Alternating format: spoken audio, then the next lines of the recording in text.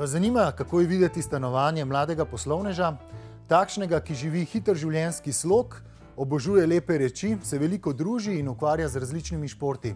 Enega takšnih možatih stanovanj si lahko gledate v naslednjem prispevku. V prvem nadstropju neupadljive ljubljanske vrstne hiše je bilo včasih študentsko-najemniško stanovanje. Danes pa v njem živi mlad poslovnež. Ogledali si bomo, kako je s pomočjo arhitektke Nine Steiner uredil svoj novi dom.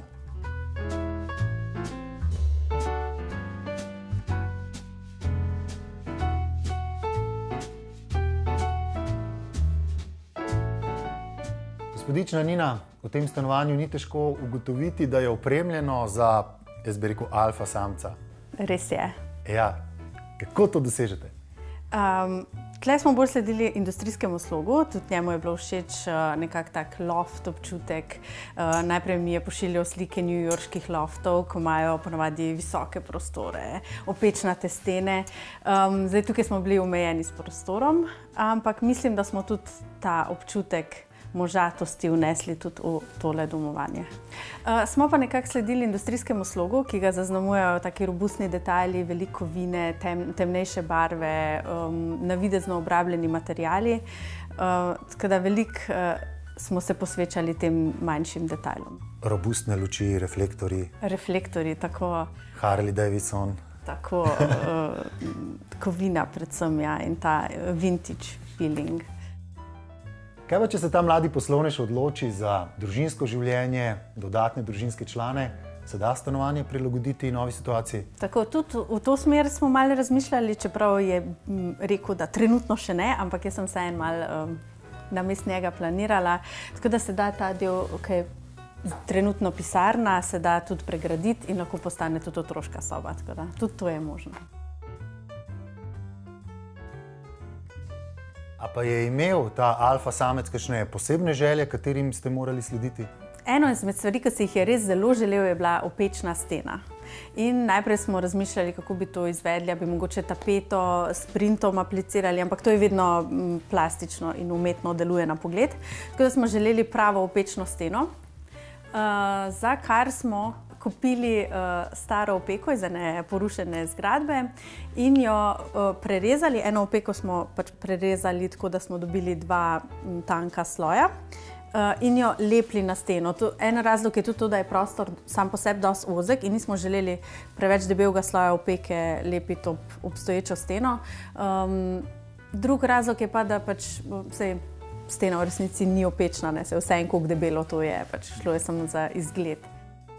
To je ena zanimiva ideja, kako lahko v hišo novejšega datuma vnesemo kak element, ki da občutek, kot da ima eno zgodovino, eno preteklost, eno dušo.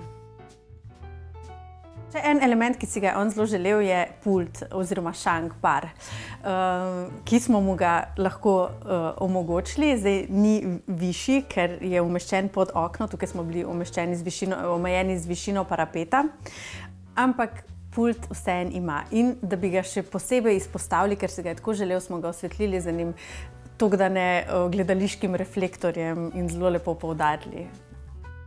Kako dolgo je potekala obnova in kako je ta potekala glede na omejen budžet? Jaz že osnovno kot arhitekt nekako lažje, ne vem zakaj, razmišljam v okviru nekih omejitev.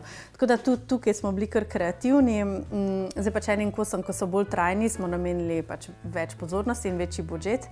Pol so pa eni kosi, ki so mogoče hitreje zamenljivi, tukaj smo pa se poslužili mogoče malce bolj dostopnih znamk. Je pa tudi res, da smo stanovanje se izvaja fazno, tako da na začetku smo naredili nujne stvari, zdaj pa počasi se dodajajo, kot je budžet na voljo, se dodajajo še dodatni pohištveni elementi. Bivalni prostor je precej dolg. Svetloba prihaja zgolj iz dveh strani. Kako ste rešili ta problem naravne svetlobe skozi cel prostor? Res je, tale prostor je res specifičen. Svetlobo ima z vzhodne strani in zahodne, vmes je pa nekako ena taka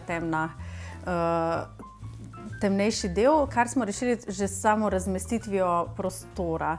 Tako da tisti elementi, ki potrebujejo več svetlobe, recimo kuhinjski pult, kjer se obdeluje hrana, in pisarna, so umeščeni tja, kjer je veliko naravne svetlobe.